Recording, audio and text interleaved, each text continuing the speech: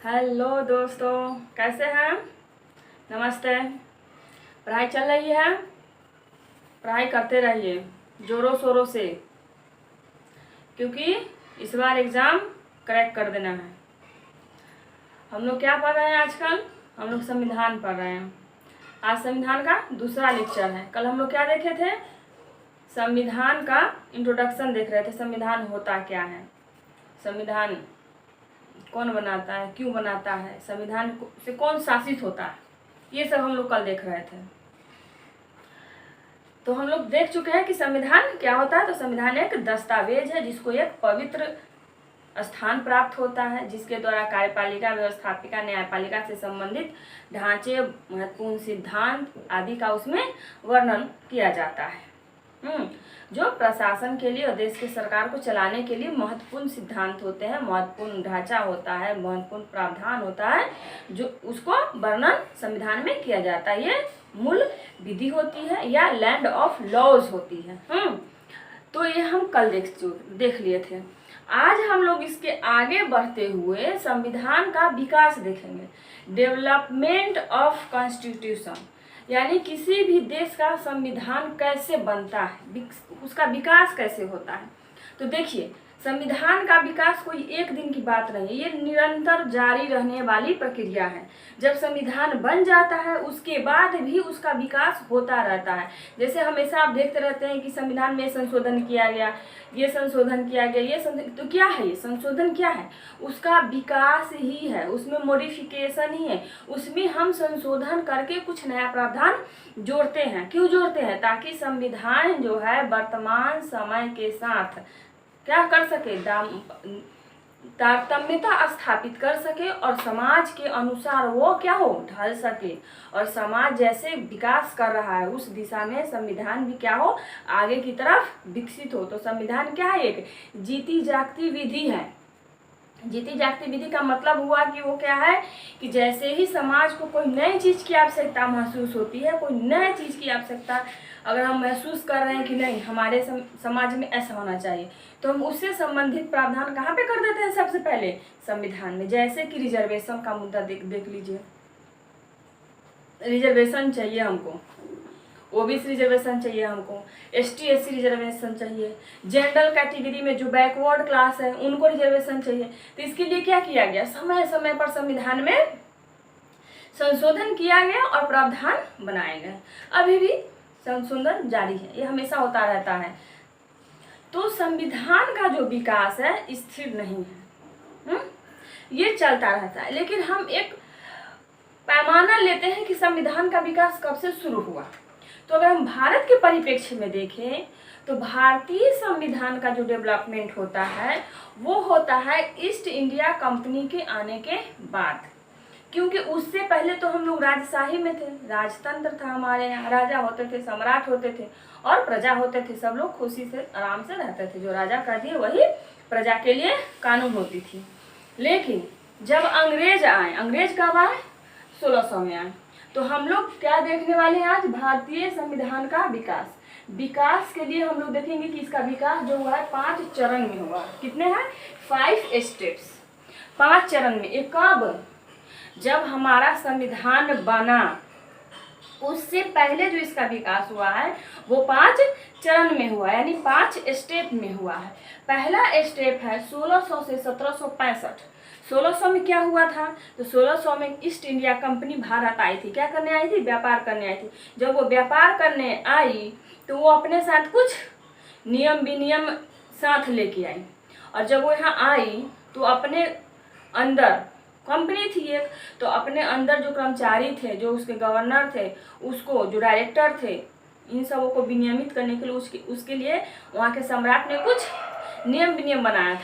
फिर उसी से आगे धीरे धीरे धीरे धीरे धीरे धीरे सनय क्या होता है? विधि का विकास होता चला जाता है भारत में।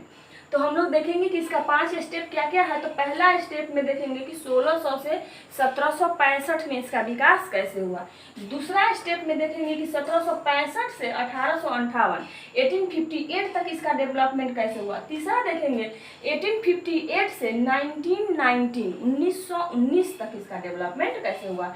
और चौथा में देखेंगे 1919 से 1947 तक यानी स्वतंत्रता प्राप्ति तक। उसके बाद देखेंगे 1947 से 1950 तक यानी कि जब संविधान लिखा जा रहा था।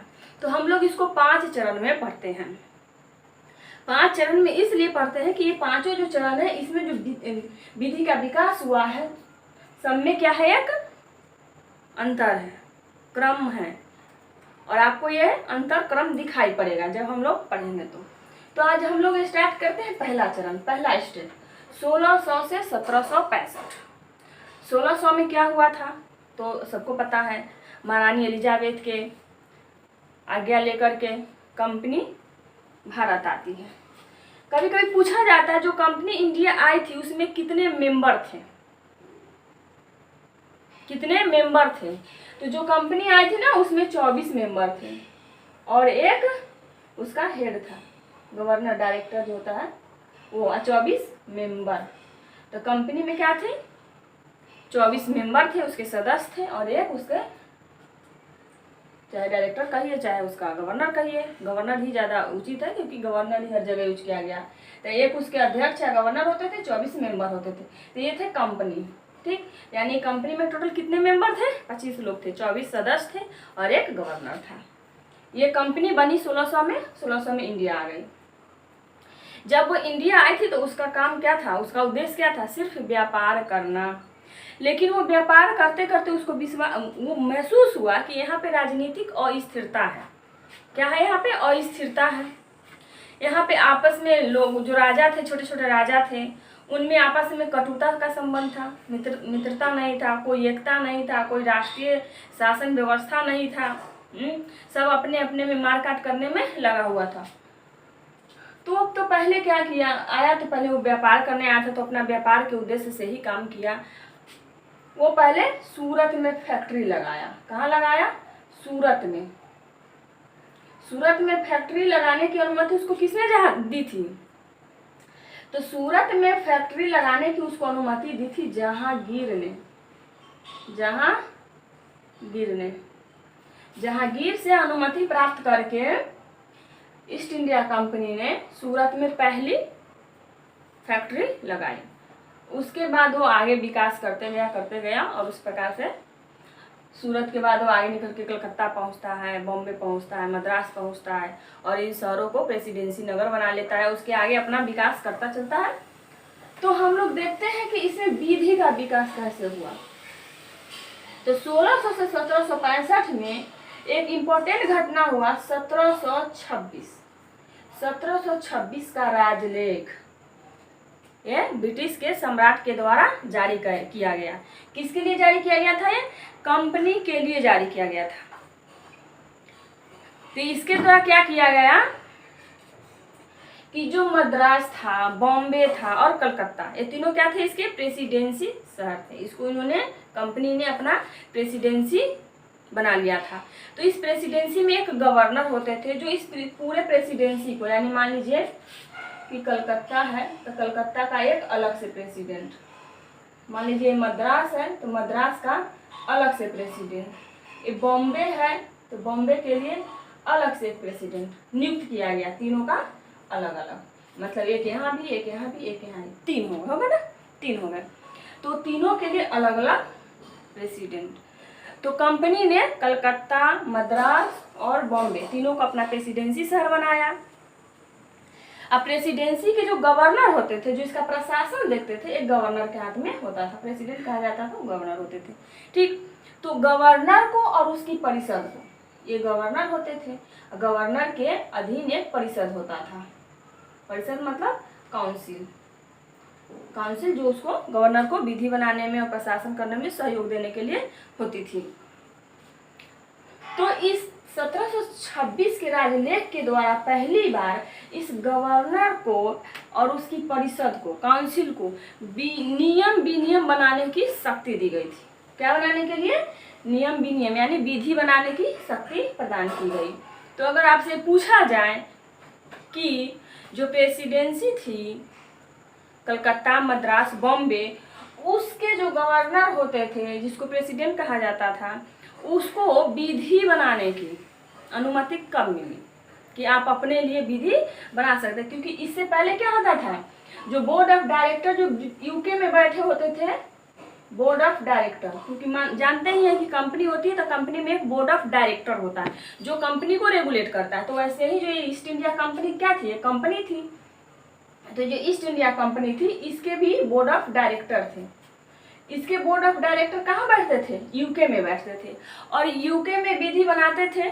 कंपनी को रेगुलेट करने के लिए नियम विनियम यूके में बनाते थे और वही कंपनी को लागू हो जाता था। लेकिन सबसे पहली बार 1726 का राजलेख जारी किया गया महारानी के द्वारा, और जो कलकत्ता, मद्रास, बॉम्बे के प्रेसिडेंसी था उसके जो गवर्नर थे, उस गवर्नर को और उसकी परिषद को विधि बनाने का क्या दिया गया? शक्ति। लेकिन इस पे एक वो भी था, रोक भी था कि उस जो भी विधि गवर्नर बनाएगा या उसकी काउंसिल बनाएगी वो विधि युक्त होना चाहिए, उचित होना चाहिए और ब्रिटेन की विधि के अनुसार होना चाहिए। और ये जरूरी भी था क्योंकि जब सरकार विनियमित कर रही है कंपनी को तो सरकार तो चाहेगी ना कि हमारे अनुसार विधि बने, क्योंकि ब्रिटेन को पता था कि भारत क्या है उसके सामने में, असभ्य है, बर्बर है, उसके यहाँ कोई सभ्यता नहीं है, तो वो यहाँ की विधि को भी महत्व नहीं देते थे। इसलिए उन्होंने अपने ही विधि को यहाँ लागू करने की कोशिश किया। तो पहला हम लोग यहाँ देखते हैं कि महारानी के द्वारा राजलेख जारी किया जाता है और परिषद को और उसके गवर्नर को विधि बनाने की शक्ति दी जाती है। लेकिन विधि कैसी होनी चाहिए? ब्रिटेन की विधि के अनुसार होनी चाहिए, युक्त होना चाहिए, उचित होना चाहिए। ये इस पे निबंधन लगा दिए गए। किस पे? गवर्नर और गवर्नर की काउंसिल पे। तो ये था 1726 का राजलेख।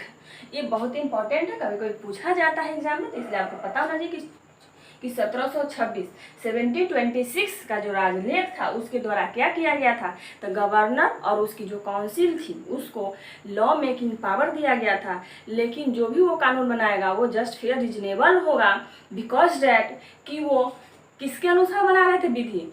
इंग्लैंड, यूके के अनुसार। तो इसलिए यूके की सम्राट के द्वारा इन पे ये निबंधन लगा दिया गया था कि जो भी आप विधि बनाएंगे वो आंग्ल विधि के अनुसार होना चाहिए, यानी इंग्लिश लॉ के अनुसार होना चाहिए, अकॉर्डिंग टू इंग्लिश लॉ। ऐसा कोई आप विधि नहीं बना सकते जो कि इंग्लिश लॉ में अवैध हो या निषिद्ध हो या इंग्लिश विधि में ऐसा कोई प्रावधान ही ना हो या उसे वो गलत मानती हो। तो यानी कि अगर इंग्लिश लॉ किसी चीज़ को गलत मानते हैं तो फिर आप उसको लागू नहीं कर सकते। तो ये बना 1726 में। अब 1726 के बाद धीरे धीरे अपना व्यापार बढ़ाते गए। आया 1757।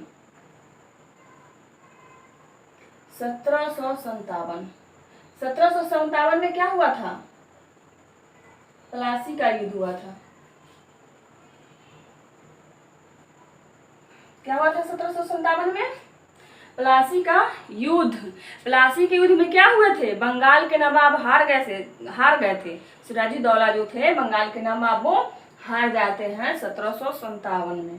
तो क्या होता है जब वो हार जाते हैं तो एक तरफ से अंग्रेजी सेना, दूसरे तरफ बंगाल की सेना आपस में लड़े, हार गए। तो बंगाल में किसका प्रभुत्व स्थापित हो गया? बढ़ाते क्या हुआ कि 1765 में जो हमारे मुगल एम्पायर थे, मुगल एम्पायर उस समय कौन थे? शाह आलम थे। कौन थे? शाह आलम। 1765 में इन्होंने क्या किया? मुगल एम्पायर शाह आलम से बंगाल 1765 में क्या हुआ था? 1765 में बंगाल, बिहार, उड़ीसा की दीवानी दे दिया गया। किसको दे दिया गया? ईस्ट इंडिया कंपनी को। किसने दे दिया? शाह आलम ने दिया। यानी कि 1765 में जो मुगल एम्पायर था शाह आलम, उन्होंने क्या किया? बंगाल, बिहार, उड़ीसा की दीवानी किसको मिली? कंपनी को। जब उसको दीवानी मिल गई तो उसको वहाँ से राजस्व कलेक्ट करने का, उसके प्रशासन देखने का, प्रशासन को विनियमित करने का अधिकार किसको चला गया? ईस्ट इंडिया कंपनी को। अब जब ईस्ट इंडिया कंपनी को वहाँ से राजस्व कलेक्ट करने यानी राजस्व इकट्ठा करने का और प्रशासन की जिम्मेदारी मिली, तो ये कैसी जिम्मेदारी थी? राजनीतिक। और यहीं से उसको बिहार, बंगाल, उड़ीसा से पूरे भारत में फैलने और राजनीतिक प्रभुत्व स्थापित करने का क्या हुआ? रास्ता मिल गया। और यहीं से धीरे धीरे धीरे धीरे क्या करता है? पूरे भारत को अपने कब्जे में कर लेता है। तो ये था 1765। शाह आलम ने बंगाल, बिहार, उड़ीसा की उसको दीवानी प्रदान कर दिया।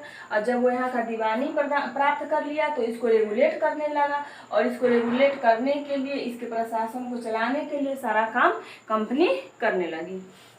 अब दूसरा कार्यकाल है इसका, वो हम लोग पढ़ेंगे। दूसरा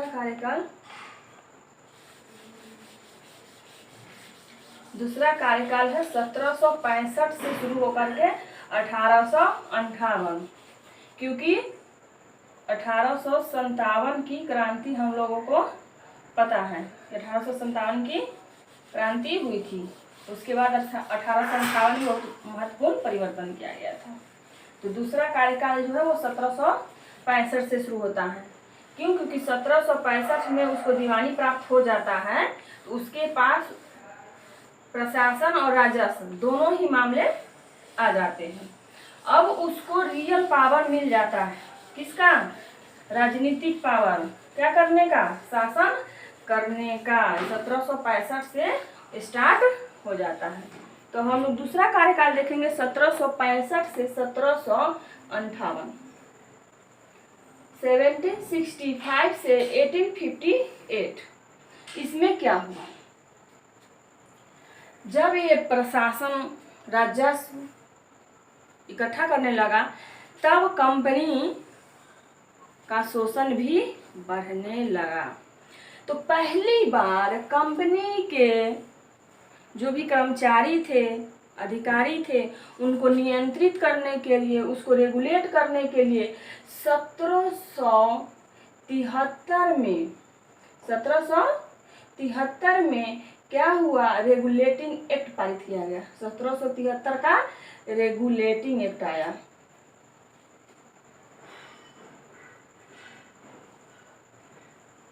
रेगुलेटिंग एक्ट। अब रेगुलेटिंग एक्ट के द्वारा क्या हुआ ये आप देखिए, और ये क्यों आया ये जानिए। 1773 का रेगुलेटिंग एक्ट क्यों आया, इसको जानिए क्यों आया। तो देखिए, हम लोग पढ़े कि 1765 में शाह आलम ने उनको क्या दे दिया? बंगाल, बिहार, उड़ीसा की दीवानी। तो जब वो दीवान बन गए तो बंगाल, बिहार, उड़ीसा में, जब वो बंगाल, बिहार, उड़ीसा तीनों इतना बड़ा क्षेत्र है, और वो उस समय क्या था? गंगा का मैदानी एरिया है। अगर आप ज्योग्राफी पढ़े होंगे तो देखे होंगे कि बंगाल, बिहार, उड़ीसा कहाँ है अवस्थित है?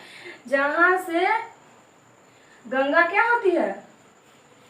ऐसे फैल करके निकलती है। हाँ, और ये गंगा का मैदानी एरिया है और ये उपजाऊ है। ये जमीन जो है बहुत उपजाऊ है। यहाँ हर साल बाढ़ आता है और मिट्टी हमेशा नई नई आती है। बहुत उपजाऊ जमीन है यहाँ की, और यहाँ खेती अच्छी होती है, पैदावार अच्छा होता है। तो जब इसको यहाँ पे दीवानी मिल गया तो देखा कि अरे यहाँ से तो हम बहुत कमा सकते हैं। तो ये क्या किया कि इनका राजस्व जो था मनमाना हो गया। जो राजस्व वो वसूल करते थे साहूकारों से, किसानों से, जमींदारों से, वो मनमाना वसूल करने लगे और यहीं से बढ़ गया शोषण। ब्रिटिश ईस्ट इंडिया कंपनी जो थी, उसके जो कर्मचारी थे उनकी सैलरी कम थी। और जब वो यहाँ पर काम कर रहे थे तो देखे कि इस क्षेत्र से वो आराम से पैसा निकाल सकते हैं, क्योंकि ये क्षेत्र कैसा है? बहुत उपजाऊ है, लोगों को इनकम अच्छा हो रहा है खेती से। तो इन्होंने राजस्व यहाँ पे बढ़ा दिया, यहाँ पे नील की खेती करवाए, विभिन्न प्रकार से यहाँ के लोगों का शोषण किए। और इनका शोषण इतना चरम सीमा पे पहुँच गया कि बहुत सारे, हम लोग हिस्ट्री में पढ़ते हैं कि आंदोलन भी कहाँ से शुरू होते हैं? बंगाल, बिहार से ही बहुत सारे आंदोलन की शुरुआत यहीं से होती है। सबसे पहले आंदोलन यहीं शुरू होता है इवन की जो चंपारण सत्याग्रह जो गांधी करते हैं वो भी बिहार से शुरू होता है, कृषकों के विरुद्ध, कृषकों के हित में। तो क्या है, कृषक का यहाँ पे शोषण बहुत ज़्यादा बढ़ गया, और जो कंपनी के जो एम्प्लॉय थे, कर्मचारी थे, ऑफिसर थे, वो बहुत पैसा इकट्ठा कर करके यहाँ से वापस अपने देश जा रहे थे और वहाँ एकदम मौज आराम की ज़िंदगी जी रहे थे। और दूसरी तरफ कंपनी जो थी वो घाटे में जा रही थी, दूसरी तरफ कंपनी घाटे में जा रही थी।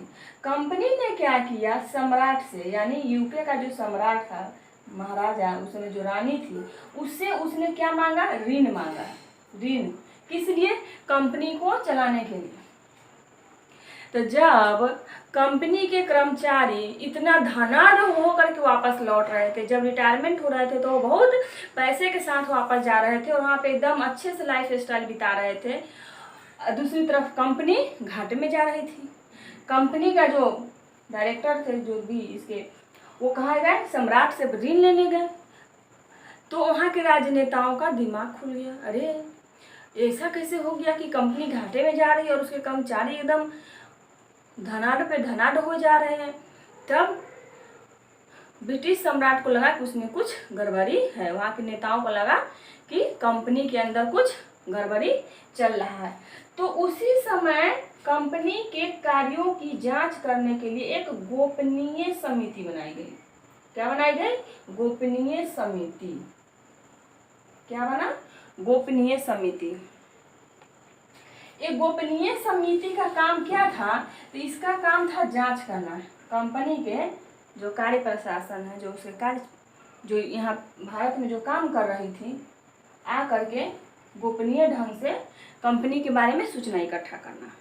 जब ये गोपनीय समिति अपनी रिपोर्ट दी, तो रिपोर्ट में इसने बताया कि कंपनी के अंदर बहुत बड़े लेवल पे भ्रष्टाचार व्याप्त है, बहुत ज़्यादा भ्रष्टाचार है कंपनी के अंदर, और इसको जल्दी से जल्दी ठीक करने की आवश्यकता है। तब इसी रिपोर्ट के आधार पर एक एक्ट बनाया गया, जिसको कहते हैं 1773 का रेगुलेटिंग एक्ट। ये बहुत इम्पोर्टेंट, ये पहला रेगुलेटिंग एक्ट है जो कंपनी को रेगुलेट करने के लिए, उसको विनियमित करने के लिए सम्राट के द्वारा बनाया गया। इसीलिए इसका नाम ही है 1773 का रेगुलेटिंग एक्ट। अब हम लोग देखेंगे कि इसके द्वारा किया क्या गया था। इसके द्वारा किया क्या गया इंडिया में, इसके द्वारा दो काम किया गया। पहला काम क्या किया गया, पहला काम तो ये किया गया, जो मद्रास था और जो बॉम्बे था, ये बॉम्बे था, मद्रास, बॉम्बे, तीसरा कलकत्ता। अभी तक हम लोग देखे कि तीनों के गवर्नर अलग अलग होते थे, लेकिन इस एक्ट के द्वारा, रेगुलेटिंग एक्ट के द्वारा क्या किया गया, मद्रास को भी और बॉम्बे को भी, दोनों को किसके अंदर ला दिया गया, कलकत्ता के गवर्नर के अधीन कर दिया गया। यानी कलकत्ता का जो गवर्नर होता था, उसके अधीन मद्रास और बॉम्बे का गवर्नर हो गया। किसके अधीन हो गया, कलकत्ता के, यानी कलकत्ता को सुप्रीम बना दिया गया, इन दोनों को उसका अधीनस्थ बना दिया गया। यानी कि अब युद्ध और शांति के मामले में, युद्ध और शांति,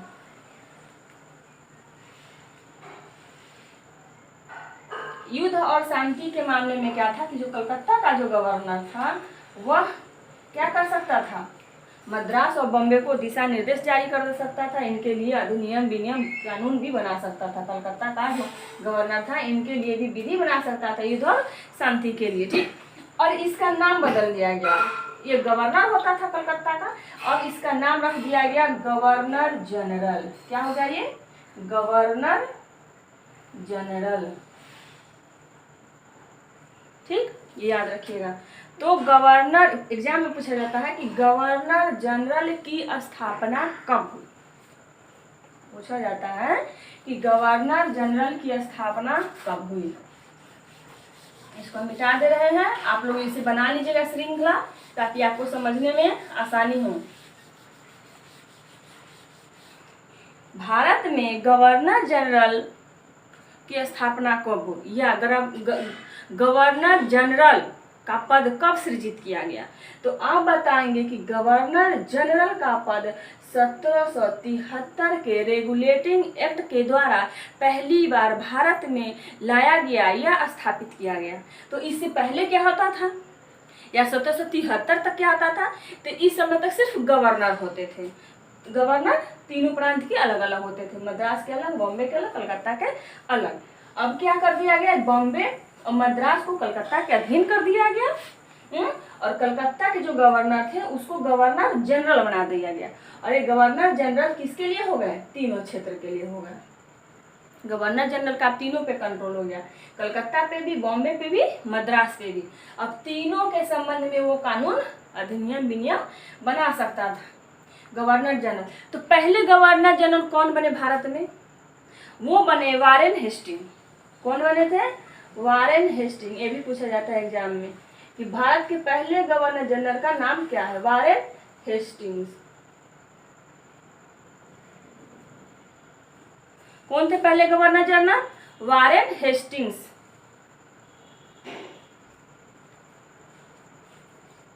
वारेन हेस्टिंग्स थे पहले गवर्नर जनरल। आप लोग लिख लीजिएगा, ये इंपॉर्टेंट है, एग्जाम में भी पूछा लिया जाता है कि भारत के पहले गवर्नर जनरल का नाम बताइए, तो वो है लॉर्ड वारेन हेस्टिंग्स। ये लॉर्ड थे, यानी लॉर्ड सभा के मेंबर थे। जो लॉर्ड सभा के मेंबर होते हैं उनको लॉर्ड कहा जाता है। तो कौन था पहला गवर्नर जनरल? वो थे वारेन हेस्टिंग्स।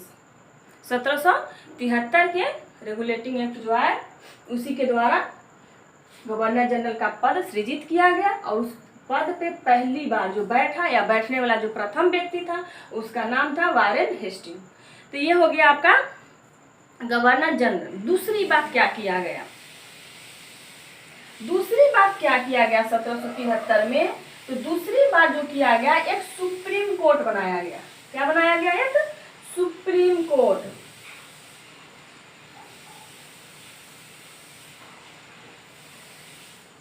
क्या बनाया गया? एक सुप्रीम कोर्ट बनाया गया। सुप्रीम कोर्ट कहाँ पे थी? ये कलकत्ता में। 1773 के रेगुलेटिंग एक्ट के द्वारा कलकत्ता में एक सुप्रीम कोर्ट बनाया गया। सुप्रीम कोर्ट की स्थापना कब हुई? यही पूछा जाता है कब हुई? तो 1774 में। इंपॉर्टेंट क्या आया इसमें? देखिए, रेगुलेटिंग एक्ट 1773 है ये, लेकिन कोर्ट की स्थापना कब हुई? 74 में। किसके द्वारा हुई? तो 73 के रेगुलेटिंग एक्ट के द्वारा 1774 में कलकत्ता में एक सुप्रीम कोर्ट स्थापित किया गया। तो ये हो गया रेगुलेटिंग एक्ट। रेगुलेटिंग एक्ट के द्वारा क्या किया गया? तो रेगुलेटिंग एक्ट के द्वारा दो मेजर काम किए गए। वो था पहला कि जो मद्रास था और बॉम्बे था, दोनों को कलकत्ता प्रेसिडेंसी के अधीन कर दिया गया, और जो कलकत्ता प्रेसिडेंसी के जो गवर्नर थे उसको गवर्नर जनरल बना दिया गया, और जो गवर्नर जनरल बनने वाला प्रथम व्यक्ति था वो था लॉर्ड वारेन हेस्टिंग। दूसरा क्या किया गया? 1773 के रेगुलेटिंग एक्ट के द्वारा 1774 में कलकत्ता में सुप्रीम कोर्ट बनाया गया। हम लोग 1773 का रेगुलेटिंग एक्ट देख लिए। अब हम लोग क्या देखेंगे? अगला इसमें क्या परिवर्तन आया? वो आया पिट्स इंडिया एक्ट। क्या आया?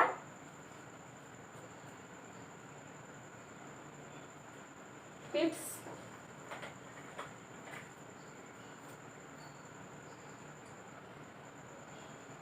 India act 1784।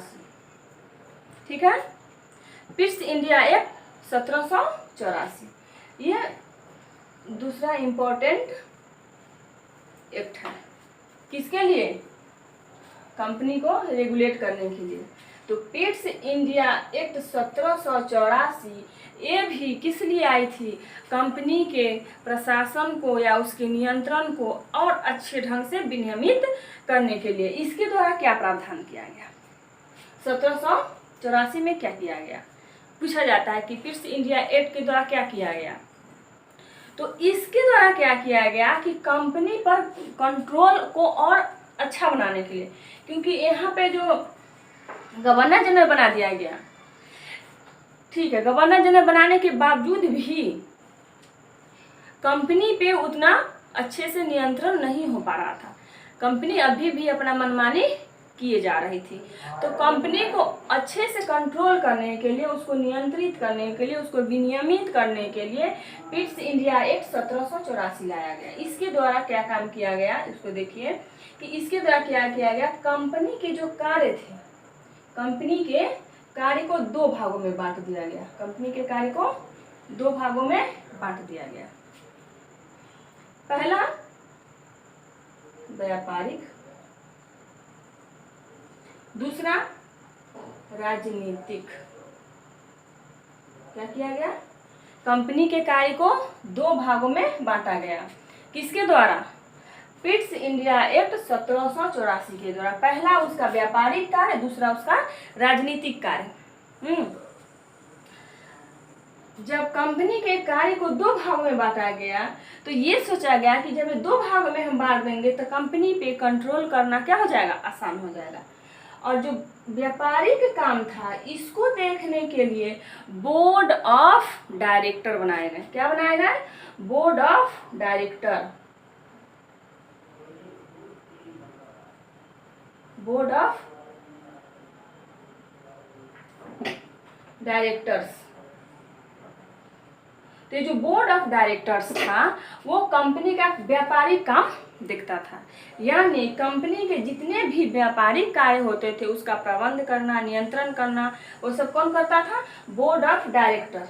और जो कंपनी के राजनीतिक कार्य होते थे, जो राजनीति से संबंधित होते थे, उसको कौन रेगुलेट करता था, तो इसको करता था बोर्ड ऑफ कंट्रोल। कौन करता था, board of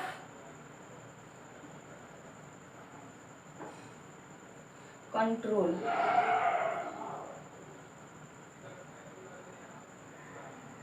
board of control.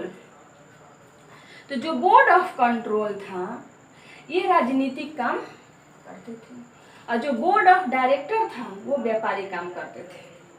तो जो बोर्ड ऑफ कंट्रोल था इसके जो मेंबर होते थे वो सम्राट के द्वारा नियुक्त किए जाते थे। किसके द्वारा, सम्राट के द्वारा, जो वहाँ के राजा थे उसके द्वारा बोर्ड ऑफ कंट्रोल के मेंबर नियुक्त किए जाते थे पार्लियामेंट से। जो वहाँ के सांसद वांसद नेता होते थे वो इसमें शामिल होते थे और कंपनी के राजनीतिक कार्यों को नियंत्रित और विनियमित करते थे। और जो बोर्ड ऑफ डायरेक्टर होते थे उसमें जो व्यक्ति होते थे वो कंपनी के द्वारा नियुक्त किए जाते थे।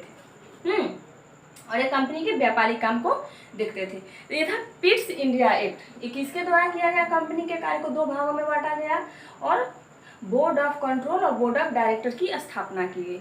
तो एग्जाम में क्या पूछा जाता है वो सुनिए। एग्जाम में पूछा जाता है कि कंपनी में बोर्ड ऑफ कंट्रोल और बोर्ड ऑफ डायरेक्टर की स्थापना कब की गई थी या किस अधिनियम के द्वारा की गई थी।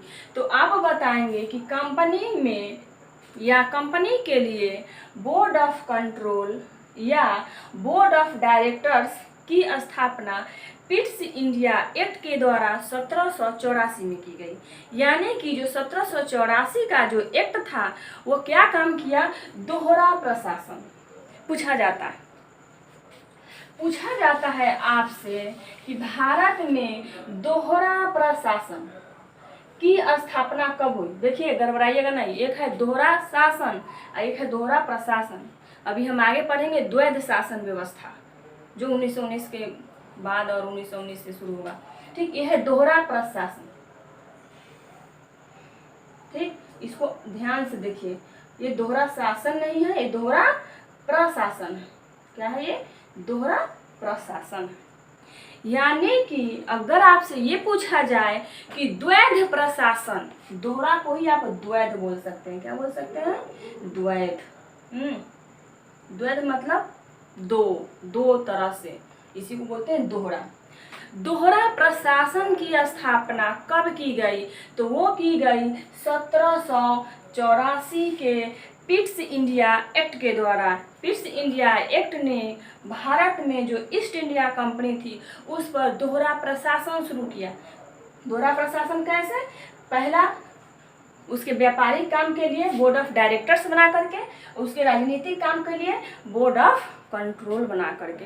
तो आपको समझ में आ गया होगा कि दोहरा प्रशासन क्या होता है। अब हम लोग दोहरा प्रशासन जब देख लिए कि दोहरा प्रशासन किया गया, इसके राजनीतिक काम करने के लिए अलग और व्यापारिक काम करने के लिए अलग, तो हम लोग आगे बढ़ते हैं। ईस्ट इंडिया एक्ट से के बाद एक जो दूसरा एक्ट आता है वो है 1813 का। 1813 का राजलेख, इसको हम मिटा देते हैं। 1813 का राजलेख, ये बहुत इंपॉर्टेंट है। 1813 याद रखिएगा, ये इम्पोर्टेंट इसलिए है कि एलएलएम में और एलएलबी में इसको बहुत बार पूछा जा चुका है कि 1813 का जो राजलेख है इसके द्वारा क्या किया गया था। 1813 के राजलेख के द्वारा क्या किया गया था। 1813 का राजलेख,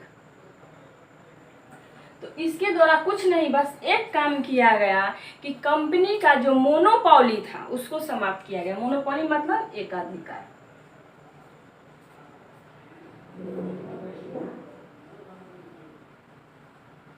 एकाधिकार किसका एकाधिकार? कंपनी का। 1813 के राजलेख के द्वारा कंपनी का एकाधिकार समाप्त किया गया। अब एकाधिकार क्या होता है, थोड़ा सा इसको जान लेते हैं कि एकाधिकार होता क्या है। तो देखिए, जब 1600 में ईस्ट इंडिया कंपनी बनी थी, 1600 में जब 1600 में ईस्ट इंडिया कंपनी बनी थी, तो इसको ईस्ट के साथ यानी पूर्वी देशों के साथ व्यापार करने का सम्राट के द्वारा एकाधिकार प्रदान किया गया था। एकाधिकार का मतलब होता है कि किसी भी क्षेत्र में सिर्फ आप ही व्यापार कर सकते हैं, कोई दूसरा नहीं जा सकता आपका कंपटीटर। इसका मतलब क्या होता है कि किसी भी क्षेत्र में इन्होंने इसको पूर्वी देशों के साथ व्यापार करने का एक अधिकार प्रदान किया कि आप पूरब के साथ व्यापार करिए, और पूरब से व्यापार करने का अधिकार सिर्फ ईस्ट इंडिया कंपनी के पास ही था। कोई दूसरी कंपनी या दूसरा व्यक्ति पूरब के देशों से व्यापार नहीं कर सकता था, ब्रिटेन का। तो इसी को एक अधिकार कहा जाता है। एक अधिकार का मतलब होता है जब किसी भी क्षेत्र में व्यापार करने के लिए जब सिर्फ एक ही व्यक्ति को ऑथोराइज किया जाए, प्राधिकृत किया जाए, कोई दूसरा व्यक्ति या कंपनी या सोसाइटी वह काम नहीं कर सकती है, तो उसको एक अधिकार कहा जाता है। तो क्या हुआ 1813 में? 1813 का राजलेख आया और कंपनी के एक अधिकार को समाप्त कर दिया गया। अब क्या हुआ कि यूके का यानी ब्रिटेन का कोई भी व्यक्ति सम्राट से आज्ञा लेकर के भारत के साथ व्यापार कर सकता था। लेकिन इसमें क्या हुआ, इसका एक अधिकार समाप्त किया गया, लेकिन दो चीज पे नहीं। पहला, चीन के साथ जो चाइना कंट्री है उसके साथ व्यापार करने में अभी भी ईस्ट इंडिया कंपनी को एक अधिकार प्राप्त था। चीन के साथ अभी भी सिर्फ कौन व्यापार कर सकता था? ईस्ट इंडिया कंपनी कर सकते थी। और दूसरा चीज था वो था चाय का व्यापार भी सिर्फ कौन कर सकता था? ईस्ट इंडिया कंपनी कर सकती थी, कोई दूसरा व्यक्ति नहीं कर सकता था। तो पूछा जाता है एग्जाम में कि 1813 का राजलेख क्या चीज से संबंधित है, या पूछा जाता है कि कंपनी का एक अधिकार कब समाप्त किया गया। तो कंपनी का एक अधिकार समाप्त किया गया 1813 के राजलेख के द्वारा, और लेकिन चीन के साथ व्यापार करने में और दूसरा चाय का व्यापार करने में अभी भी कंपनी का एक अधिकार बना रहा, और कंपनी चीन और चाय के साथ व्यापार करने में अभी भी क्या थी? सर्वस्व अधिकार रखती थी, उसको अभी भी पूरा एक अधिकार प्राप्त था। 1813 के एक्ट के बाद दूसरा काम क्या किया गया? तो दूसरा काम ये किया गया, जो मद्रास था, जो बॉम्बे था और कलकत्ता था, बॉम्बे और कलकत्ता, ये तीनों प्रेसिडेंसी था। जब ये तीनों एक्ट बनाते थे तो इसमें क्या कर दिया गया? 1813 में कहा गया कि अब आप विधि तो बना रहे हैं, ठीक है, लेकिन आपको अनुमति लेना पड़ेगा किससे? ब्रिटिश संसद से। कहाँ से लेना पड़ेगा? यूके की पार्लियामेंट, यानी यूके की संसद से अनुमति लेना पड़ेगा। यानी कि विधि बनाइए तो भारत में, विधि कहाँ बन रही है? भारत में, क्योंकि मद्रास, बॉम्बे, कलकत्ता ये जो प्रेसिडेंसी है भारत में, विधि बन रही है भारत में, लेकिन उसको लागू करना है तो लागू करने से पहले आपको कहाँ भेजना पड़ेगा? Britain, UK. और जब ब्रिटिश संसद उसको पारित कर देगी तब वो विधि कहाँ लागू होगा? इस प्रेसिडेंसी में, अन्यथा लागू नहीं होगी। तो ये भी प्रावधान 1813 में किया गया था कि जो भी विधि आप बनाएंगे उसको ब्रिटिश पार्लियामेंट का अनुमोदन, स्वीकृति आवश्यक है। तो ये था 1813। 1813 के बाद आगे क्या कहाँ विकास होता है? तो 1813 के बाद जो आगे विकास होता है हमारे संवैधानिक विधि का, वो है 1833। 1833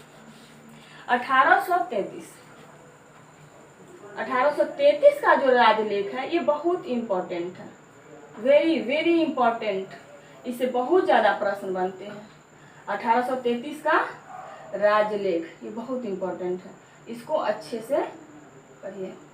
1833, क्योंकि इसमें बहुत सारे काम किए गए जिसका नज़ारा हम आज भी देखते हैं। जो आज हम लोग केंद्र सरकार देखते हैं, राज्य सरकार देखते हैं, उसका कंसेप्ट कहीं ना कहीं 1833 के राजलेख से ही शुरू होता है। 1833 में क्या किया गया? तो 1833 में पहला काम जो किया गया वो था कंपनी के जो व्यापारिक एकाधिकार था उसको समाप्त किया गया। क्या कर दिया गया? कंपनी के जो व्यापारिक एकाधिकार था, जो व्यापारिक काम था उसका समाप्त, व्यापारिक कार्य समाप्त कर दिया गया। अब कंपनी व्यापार नहीं करेगी। कंपनी व्यापार अब नहीं करेगी। तब कंपनी को क्या करना था? तो इस अधिनियम के द्वारा कंपनी को सिर्फ शासन का काम दिया गया कि आप सिर्फ शासन का काम करिए। शासन का काम मतलब राजनीतिक कार्य। क्या करिए आप सिर्फ राजनीतिक काम करिए, व्यापार का काम छोड़ दीजिए, व्यापार का काम कोई और कर लेगा। अब आप जो करेंगे वो करेंगे शासन का काम। कंपनी को शासन का काम दिया गया, ठीक है। और इसके द्वारा जो आज हम लोग देखते हैं केंद्र सरकार, राज्य सरकार, तो जो केंद्र की जो अवधारणा थी भारत में कि एक केंद्र सरकार होना चाहिए, क्योंकि जब हम लोग मुगल साम्राज्य में थे या मुगल से पहले थे तो हम देखते हैं कि यहाँ पे दक्षिण में कोई दूसरे साम्राज्य चल रहा है, दक्षिण में कोई दूसरा राजा है, उत्तर में कोई दूसरा है, मध्य भारत में कोई दूसरा राजा है, बहुत सारे राजा होते थे। यहाँ एकता का अभाव था, यानी पूरे देश में एक छत्र शासन करने वाला कोई राजा नहीं था उस समय। मुगल थे, लेकिन मुगल का बहुत पूरे देश पे नहीं कंट्रोल था, उनका भी कुछ एरिया में कंट्रोल था, कुछ एरिया दक्षिण का जो था उस समय भी दूसरे राजा के अधीन थे। या वहाँ के जो छोटे छोटे जो सामान थे वो सब भी अपने आप को स्वतंत्र राजा, छत्रप ये सब घोषित करके अपना शासन कर रहे थे। तो पहली बार केंद्रीयकरण,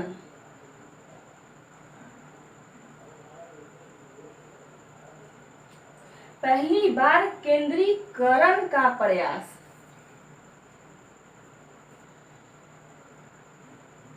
किया गया। कब किया गया? 1833 में। एक भारत के लिए एक केंद्र सरकार हो ऐसा कंसेप्ट पहली बार 1833 के एक्ट के द्वारा ही लाया गया। और जो हम लोग पढ़े कि जो बंगाल के गवर्नर जनरल थे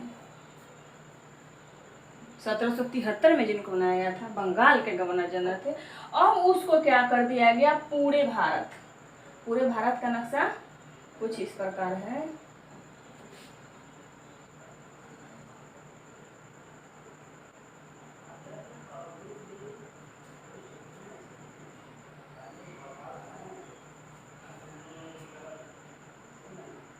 मान लीजिए भारत, तो अभी बॉम्बे कहीं यहाँ पे होगा, मद्रास कहीं यहाँ पे होगा, कलकत्ता कहीं यहाँ पे होगा। ये तीनों प्रेसिडेंसी था। मान लीजिए तीनों प्रेसिडेंसी था।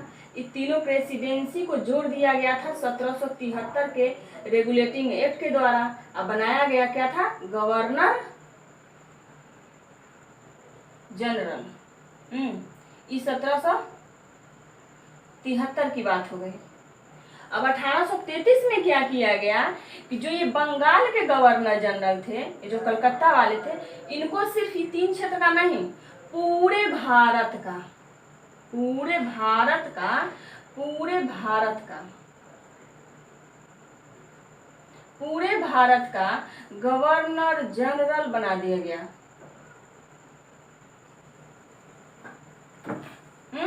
पूरे भारत का गवर्नर जनरल बना दिया गया। किसको बना दिया गया? जो बंगाल के गवर्नर जनरल थे उनको पूरे भारत का गवर्नर जनरल बना करके एक केंद्रीय प्रशासन यानी केंद्रीय सरकार की स्थापना करने का कोशिश किया गया। कब किया गया? 1833 के राजलेख के द्वारा, यानी कि 1833 में पहली बार भारत में पूरे भारत को एक साथ जोड़ने की कोशिश किया गया, यानी कि केंद्रीयकरण का प्रयास किया गया। तो अगर आपसे पूछा जाए कि भारत में जो आज हम केंद्र सरकार देखते हैं उसका कंसेप्ट कहाँ से विकसित हुआ, यानी केंद्रीयकरण की प्रवृत्ति का विकास कहाँ से हुआ, तो इसका विकास हुआ 1833 के एक्ट के द्वारा, जब गवर्नर, किसके गवर्नर? बंगाल के गवर्नर को पूरे भारत का गवर्नर जनरल बना दिया गया, क्योंकि ये अभी बंगाल के गवर्नर जनरल थे और इसके अधीन मद्रास और बॉम्बे हुआ करता था। अब जो कलकत्ता के गवर्नर जनरल थे पूरे भारत के गवर्नर जनरल हो गए। पहला काम ये किया गया।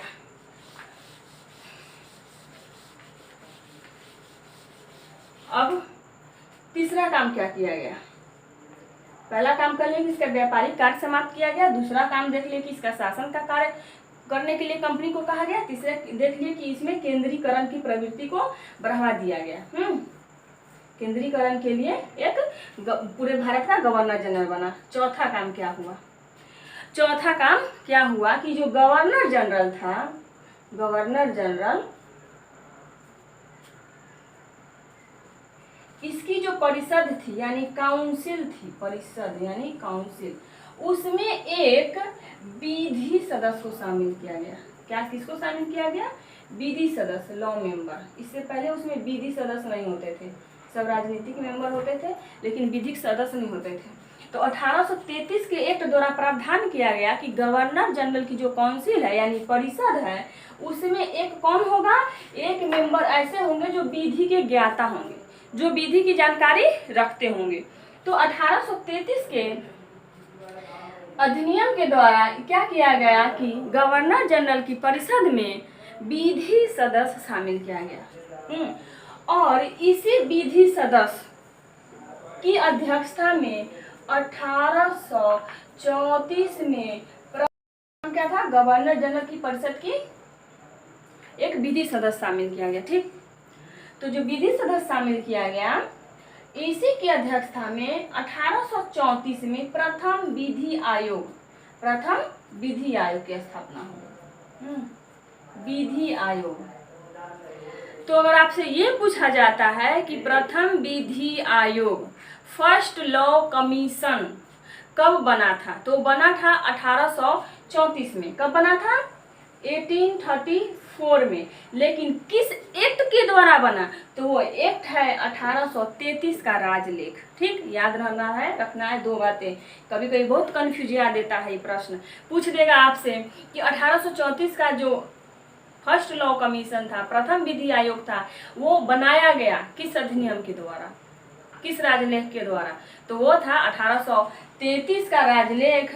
और उसी राजलेख के अनुसार जो बना वो 1834 में बना और उसका नाम था प्रथम विधि आयोग, जिसके अध्यक्ष कौन थे? अध्यक्ष का नाम पूछ लिया जाता है। अध्यक्ष का नाम है लॉर्ड मैकाले। लॉर्ड मैकाले इसके अध्यक्ष थे और इसके 3 सदस्य थे। ठीक है, कभी कभी पूछा जाता है कि प्रथम विधि आयोग के अध्यक्ष का नाम बताइए, या प्रथम विधि आयोग में कितने सदस्य थे, तो आपको पता होना चाहिए कितने थे? 3 सदस्य थे। प्रथम विधि आयोग के अध्यक्ष लॉर्ड मैकाले थे। और एक जो इससे हुआ परिवर्तन जो हुआ वो ये हुआ कि 1833 से पहले जो भी अधिनियम विनियम कानून जो बनाए गए उसको विनियम कहा गया। 1833 से पहले जो भी कुछ बना रेगुलेशन के लिए कंपनी के, उसको विनियम कहा गया। क्या कहा गया? विनियम। लेकिन 1833 के बाद जो भी नियम विनियम बने उसको अधिनियम कहा गया। क्या कहा गया? अधिनियम। अधिनियम का मतलब होता है एक्ट। तो जो 1833 से पहले बने वो विनियम कहलाए, जो 1833 के बाद बने उनको हम लोग क्या कहें? अधिनियम कहें। क्यों अधिनियम कहा गया? तो क्योंकि जब हम देख लिए कि जब एक केंद्रीयकरण की प्रवृत्ति स्टार्ट हो गई, गवर्नर जनरल को पूरे भारत का गवर्नर जनरल बना दिया गया, एक विधायिका बना दिया गया, भारत के लिए एक विधायिका बनाया गया और वही विधि निर्माण करती थी और वह यूके की संसद के बराबर उसके द्वारा बनाई गई और उनकी जो परिषद थी उसके द्वारा जो भी विधि बनाया गया उसको क्या माना गया? यूके की संसद के बराबर। यानी कि जो यूके की संसद है जितना उसको पावर था विधि बनाने का और जो मान्यता उसके विधि को थी, वही अब किसको प्राप्त हो गया? 1833 के एक्ट के द्वारा भारत के गवर्नर जनरल के परिषद के द्वारा जो विधि बनाई जाती थी उसको भी वही मान्यता मिल गई और उसको अब क्या कहा जाने लगा? अधिनियम या एक्ट कहा जाने लगा। तो ये था 1833। 1833 के एक्ट के द्वारा क्या क्या प्रावधान किया गया? तो पहला तो क्या? कंपनी का शासन, जो व्यापारिक काम था उसको समाप्त करके उसको शासन का काम दिया गया। उसके बाद क्या किया गया? एक केंद्रीय सरकार या केंद्रीकरण का प्रयास किया गया और इसमें क्या किया गया? तो जो कलकत्ता के गवर्नर थे, जो कलकत्ता के गवर्नर जनरल थे जिसके अधीन बॉम्बे और मद्रास था, उसको अब क्या कर दिया गया?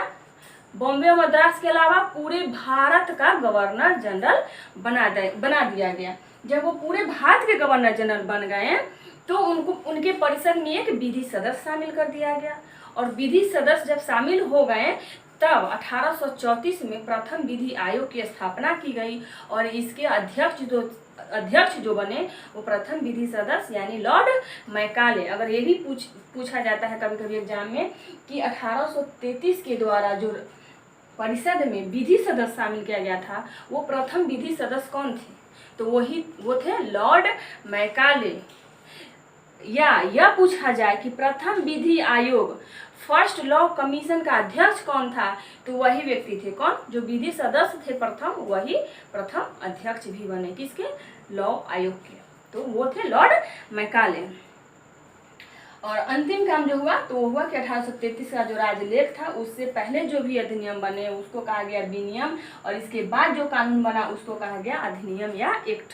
अब हम लोग पढ़ेंगे वो है 1853 का अधिनियम, 1853 का राजलेख। 1853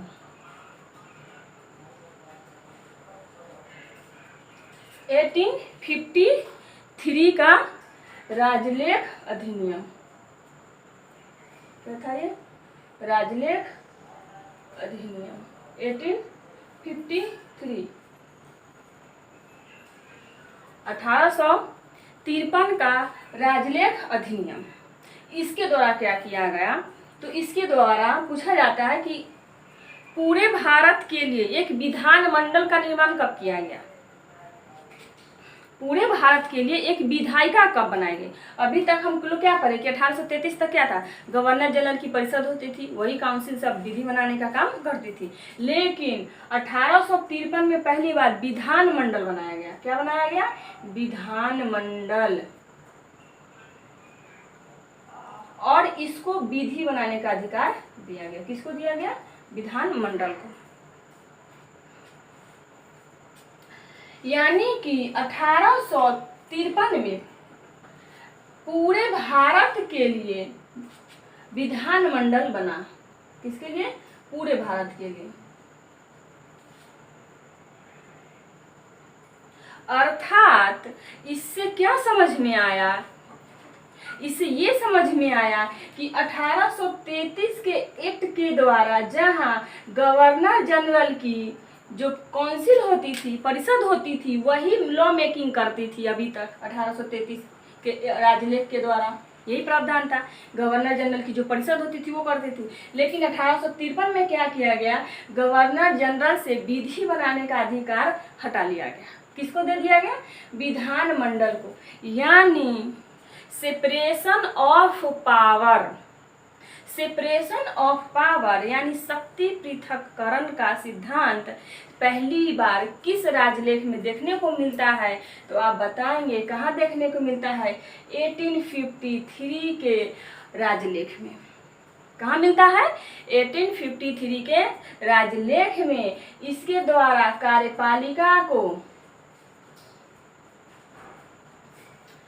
और व्यवस्थापिका को यानी विधायिका को, कार्यपालिका को और विधायिका या व्यवस्थापिका कहिए, कार्यपालिका और विधायिका को अलग करने का कोशिश किया गया। क्या किया गया इसके द्वारा, कार्यपालिका जिसका काम होता है प्रशासन करना उसको अलग किया गया, विधायिका जिसका काम होता है विधि बनाना इसको प्रथम बार अलग किया गया। कौन से एक्ट के द्वारा, तो 1853 के राजलेख अधिनियम के द्वारा कार्यपालिका को व्यवस्थापिका से अलग कर दिया गया। यानी जो गवर्नर जनरल के परिषद जो कानून बनाती थी, विधि बनाती थी, वहां से निकल करके विधानमंडल की स्थापना किया गया और पूरे देश के लिए एक विधानमंडल बनाया गया जो विधि बनाने का काम करती थी। और वो विधि कहाँ लागू होती थी, पूरे देश पर। 1853 में एक काम और किया गया जिसके वजह से हम लोग आज इकट्ठा है, उसके द्वारा क्या हुआ, प्रतियोगिता परीक्षा की शुरुआत। क्या किया गया, प्रतियोगिता परीक्षा की शुरुआत किया गया। जो भी कार्यपालिका के अंदर जो प्रशासनिक पद होते थे, जैसे आज के IAS PCS होते हैं, उस समय भी IAS PCS जैसे ICS सब होते थे। तो जो भी कार्यपालिका के अंदर प्रशासनिक पद होते थे वो इससे पहले 1853 से पहले नाम दर्ज होते थे, यानी गवर्नर जनरल उसको अपने मन से किसी को भी नियुक्त कर लेता था।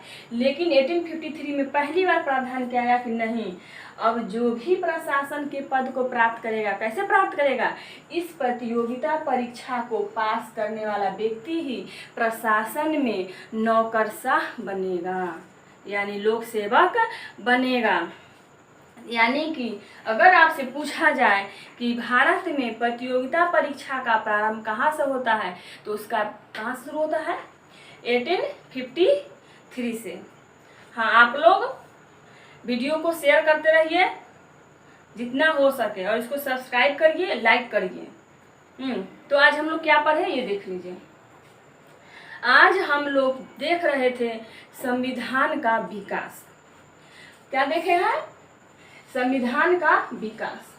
तो हमारे संविधान का विकास अचानक नहीं हुआ, ये 5 स्टेप में हुआ है, यानी 5 चरण में हुआ है। पहला चरण 1600 से स्टार्ट हुआ, 1600 से स्टार्ट हुआ और 1765 तक गया। पहला चरण 1600 से 1765 का है। 1600 में ईस्ट इंडिया कंपनी की स्थापना होती है और 1765 में शाह आलम उसको बंगाल, बिहार, उड़ीसा का दीवानी प्रदान करके उसको राजस्व और प्रशासन का कार्यभार सौंप देता है। अब यही से ईस्ट इंडिया कंपनी का असल रूप देखने को मिलता है। वो गुलामी, शोषण, मजबूरी, जबरदस्ती की खेती, मार पिटाई, जितना अभद्र काम उसने किया यहीं से स्टार्ट हुआ 1765 से, क्योंकि उसको बंगाल, बिहार की क्या मिल गई थी, दीवानी।